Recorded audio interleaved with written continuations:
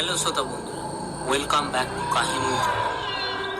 কাহিনীর জগৎ ভৌতিক ঘটনার চ্যানেলে আপনাদের আসার জন্য সকলকে অসংখ্য অসংখ্য ধন্যবাদ জানাই।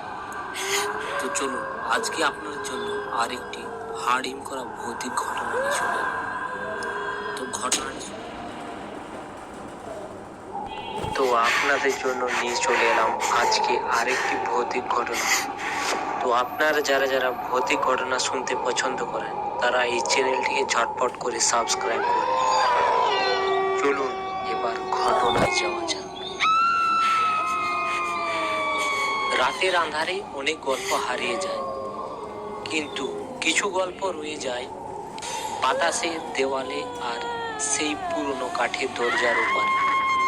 আজকের ঘটনা এমন এক ডাক বাংলোর যেখানে রাত নামলেই ফিরে আসে এক অতৃপ্ত আত্মা।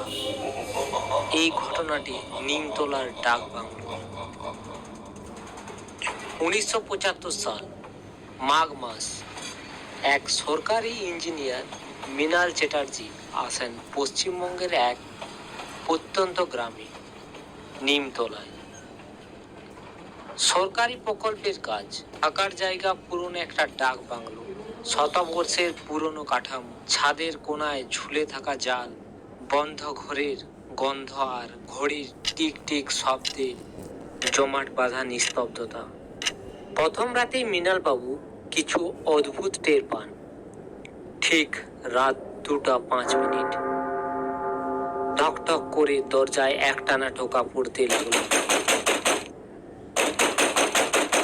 খুলে দেখেন কেউ নেই, চারিদিকে অন্ধকার আর দূরে বাঁশ বনে হালকা শোঁ আওয়াজ। ভাবলেন হয়তো বাতাসে কোনো ডাল এসে লেগেছে দরজায়। কিন্তু পরের রাত আরো ভয়ানক। ঘুমের মাঝে কার যেন কাঁদার আওয়াজ শুনতে পায়, স্পষ্ট মহিলা কণ্ঠে, যেন কেউ বুক ফাটা কান্না করছে। মৃণাল বাবু উঠে দাঁড়িয়ে বারান্দায় গেলেন। চাঁদের আলোয় দেখলেন একজন সাদা শাড়ি পরা মহিলা দাঁড়িয়ে আছে বারান্দায়। মুখ দেখা যাচ্ছে না, চুলে ঢাকা। তিনি ডাক দিলেন, কে ওখানে? মহিলা ধীরে মুখ তুলল, কিন্তু সেখানে মুখের বদলে এক কঙ্কালসার চেহারা। চোখের নিমিষে মিলিয়ে গেল সেই ছায়ামূর্তি। পরদিন গ্রামবাসীদের জিজ্ঞাসা করতে একটা বুড়ো চুপি চুপি বলল, বাবু, এখানে এক মাসে 3 জন পাগল হয়েছে। এই মহিলা আগে এখানে রান্না করত। স্বামীর অত্যাচারী একদিন বাংলোর কুয়োয় ঝাঁপ দেয়। তারপর থেকেই রাতে কাঁদে।